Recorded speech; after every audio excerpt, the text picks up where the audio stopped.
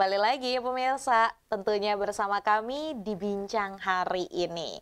Masih bersama Kang Ocit Abdul Rasid Sidik yang merupakan Ketua Forum Diskusi dan Kajian Liberal Banten Society.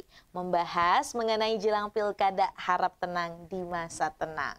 Nah, Kang, selanjutnya ini tantangan yang ada dalam kita nih menikmati suasana masa tenang nih ya sebelum nanti pilkada esok hari ini apa menurut Kang Ocit sendiri?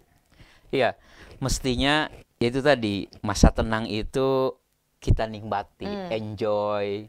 Masa tenang ini bisa menjadi masa rekonsiliasi setelah hampir 2 bulan lamanya tiap-tiap pasangan calon bersama timnya itu beradu gagasan lewat kampanye ya, rame-rame mereka kan.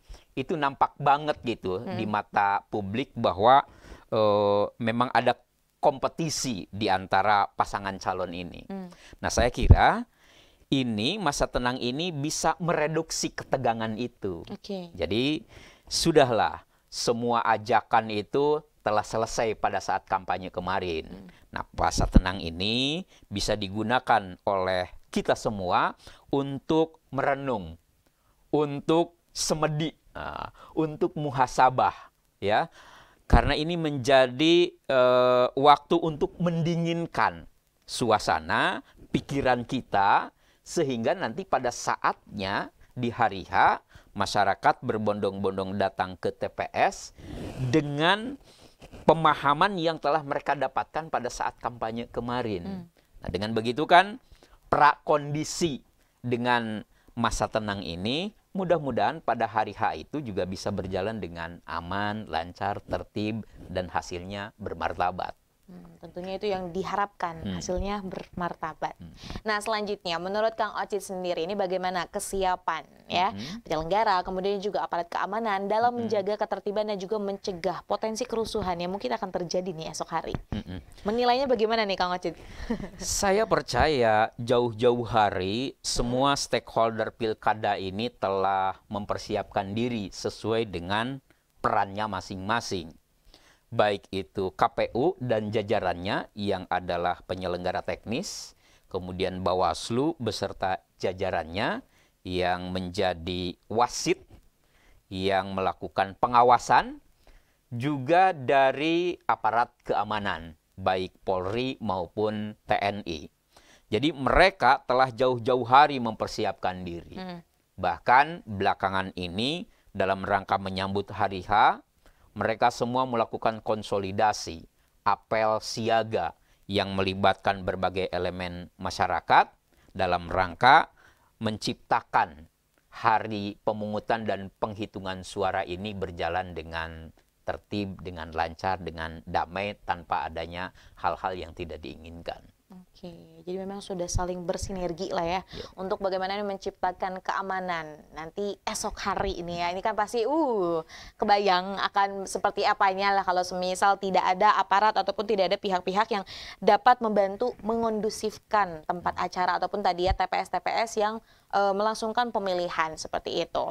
Nah, kemudian ini kita langsung melihat lah ya gitu. Ini perjalanan dari bagaimana tiap-tiap calon ya ini kepala daerah entah di kabupaten, kemudian juga di provinsi saling bersaing. Yang Kang Ocit harapkan nih, seperti apa kira-kira?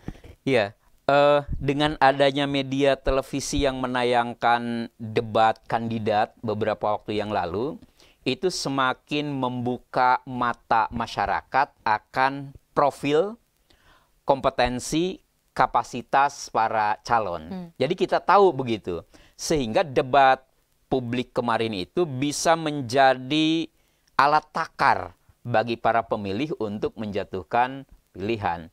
Memang debat publik kemarin itu sejatinya adalah cara para calon ya menyampaikan ide dan gagasannya yang diharapkan bisa mempengaruhi pilihan masyarakat begitu.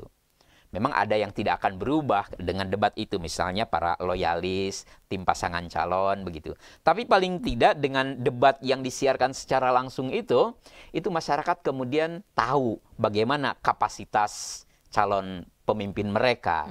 Nah, seperti halnya kemarin misalnya, 8 kabupaten kota itu kan difasilitasi oleh KPU untuk menyampaikan ide dan gagasannya. Nah, kita bisa menakar bagaimana kemampuan mereka sampai ada guyon-guyonan segala kan itu perihal keseleo lidah gitu dalam menyampaikan pendapat gitu. Termasuk ya kontestasi calon gubernur Provinsi Banten yang diikuti oleh dua pasangan calon ini.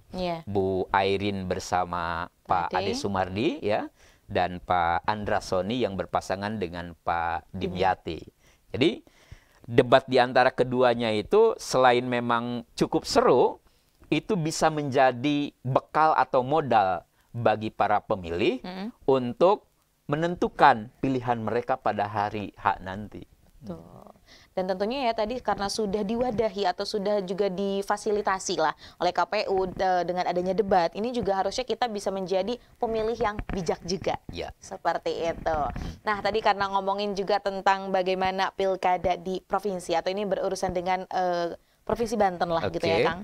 Harapan nih untuk pemimpin yang akan memimpin tentunya Provinsi Banten 5 tahun ke depan seperti apa nih Kang? Ya, kemarin waktu kampanye saya sih menyarankan agar publik itu mengingat, mencatat setiap apa yang disampaikan oleh para calon.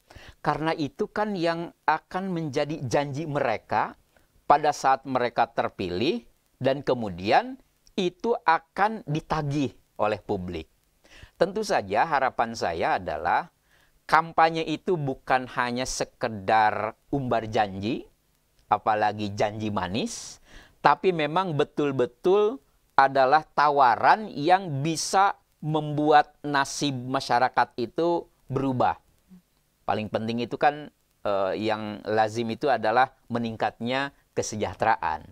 Nah, disinilah pentingnya kenapa para calon itu mesti diikat lewat deklarasi kampanye damai untuk siap menang dan siap kalah. Jadi jangan hanya siap menangnya saja, kalahnya pun harus siap. Begitu, harus legowo. Karena pesta demokrasi itu kan dipilih satu orang satu suara. Siapa yang meraih suara terbanyak, suka atau tidak, maka dialah yang terpilih. Nah, oleh karena itu kepada para calon, janji-janji yang disampaikan pada saat kampanye itu, ingat, itu ada jejak rekamnya, itu akan ditagih. Entah itu program, apa kemarin itu, saya boleh sebut ya, sekolah gratis misalnya, atau anti korupsi gitu, itu bisa akan ditagih itu. Nah, sehingga rekaman ini akan menjadi pengingat kepada para calon manakala mereka terpilih dan kemudian dilantik. Tentu saja harapannya mereka yang terpilih ini yang betul-betul amanah, yang bisa merealisasikan program dan janjinya dalam rangka membawa Banten menjadi provinsi yang lebih baik. Kira-kira itu harapannya. Baik. Nah, Kang, tidak terasa nih, ini sudah 30 menit kita berbincang terkait masa tenang lah ya, ini menjelang pilkada. Sebelum menutup perjumpaan kita hari ini, boleh Kang dikasih closing statement dulu kepada pemirsa setia Sultan TV tentang tema kita hari ini. Silakan. Baik, untuk seluruh warga masyarakat Provinsi Banten, pilkada kali ini merupakan pengalaman pertama bagi kita yang menyerentakkan untuk memilih gubernur dan wakil gubernur, serta bupati dan wakilnya, juga wali kota dan wakilnya. Karena ini menjadi pengalaman pertama bagi kita, maka pada hari H-nya nanti, gunakan suara kita semua dengan sebaik-baiknya. Pilihlah calon yang sesuai dengan hati nurani, dipilih karena kelayakan, bukan dipilih karena faktor lain, termasuk karena faktor politik uang. Nah, oleh karena itu, pada hari H nanti, gunakan hak pilih sehingga pilkada kali ini bukan hanya ditandai dengan tingginya partisipasi, tetapi jangan lupa kita minimalisir tindakan kecurangan dan pelanggaran. Dengan demikian, maka mudah-mudahan pilkada di Provinsi Banten tahun 2024 ini bisa berjalan dengan baik, lancar, dan bermartabat. Demikian. Baik, terima kasih Kang Oshit atas Sama-sama. closing statementnya ya. Kita juga berharap bahwa memang pilkada yang telah berlangsung ini nih ya, dan nanti esok menjadi finalnya, ini tentunya akan berjalan dan bermartabat. Terima kasih Kang Oshit Sama-sama. atas Terima waktunya, kasih. sehat dan sukses selalu. Amin. Terima Kita tutup kasih. perjumpaan Siap. kita hari ini. Pemirsa setia Sultan TV dimanapun Anda berada. Demikian perbincangan kita hari ini bersama Kang Ochit Abdul Rosid Sidik yang merupakan Ketua Forum Diskusi dan Kajian Liberal Society Banten. Banten Society, mohon maaf. Nah, ini kita tadi membahas asik mengenai jelang pilkada, harap tenang di masa tenang. Semoga apa yang kita perbincangkan hari ini dapat bermanfaat dan juga berkelanjutan. Saya, Raud Lorida, dan segenap kru yang bertugas pada hari ini mengucapkan terima kasih, pamit undur diri. Sampai jumpa. Wassalamualaikum warahmatullahi wabarakatuh.